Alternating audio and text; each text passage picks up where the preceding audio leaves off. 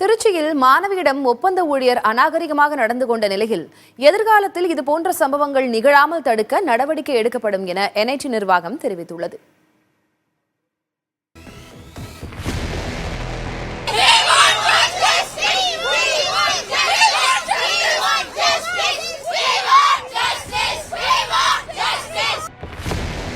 I would like to apologize whatever that had happened from my side.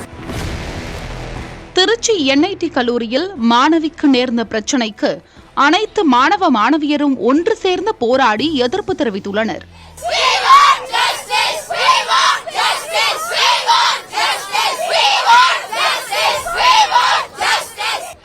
மாணவர்களின் போராட்டத்தை அடுத்து வட்டாட்சியர், வருவாய் கோட்டாட்சியரை கொண்டு பேச்சுவார்த்தை நடத்த உத்தரவிட்டிருந்த ஆட்சியர் பிரதீப் குமார் திருச்சி NIT கல்லூரியில் பாதுகாப்பு குறைபாடு இருந்தது கண்டறியப்பட்டுள்ளதாக தெரிவித்துள்ளார்.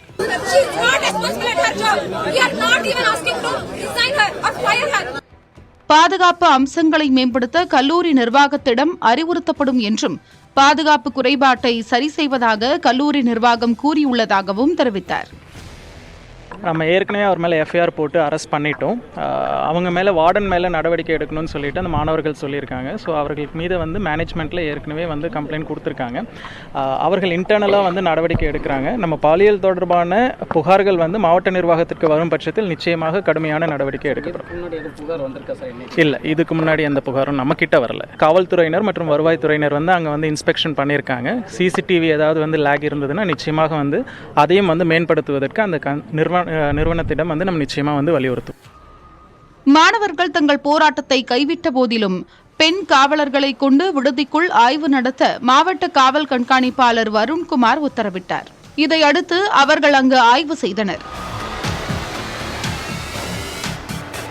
புதிய தலைமுறைக்கு பேட்டியளித்த வருண்குமார், விடுதி பராமரிப்பு பணிக்காக ஆண்கள் உள்ளே வர நேர்ந்தால் மேற்பார்வை அவசியம் என்று அறிவுறுத்தப்பட்டுள்ளதாக கூறினார்.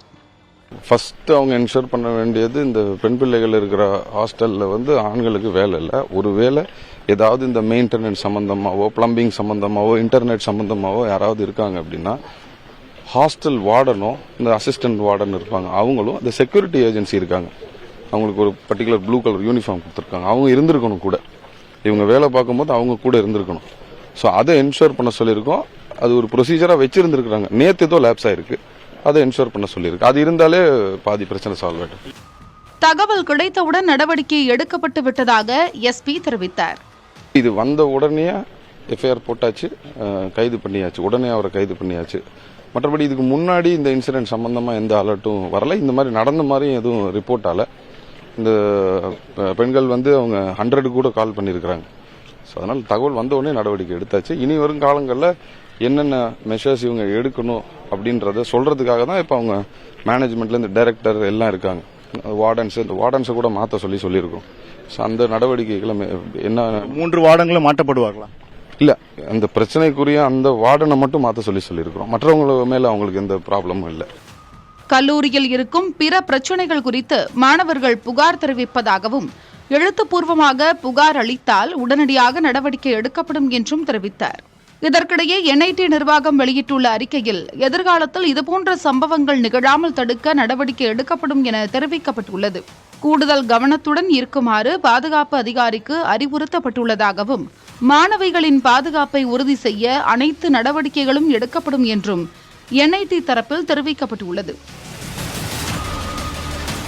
புதிய தலைமுறைக்காக ஒளிப்பதிவாளர் சசிகுமாருடன் செய்தியாளர் சார்லஸ்.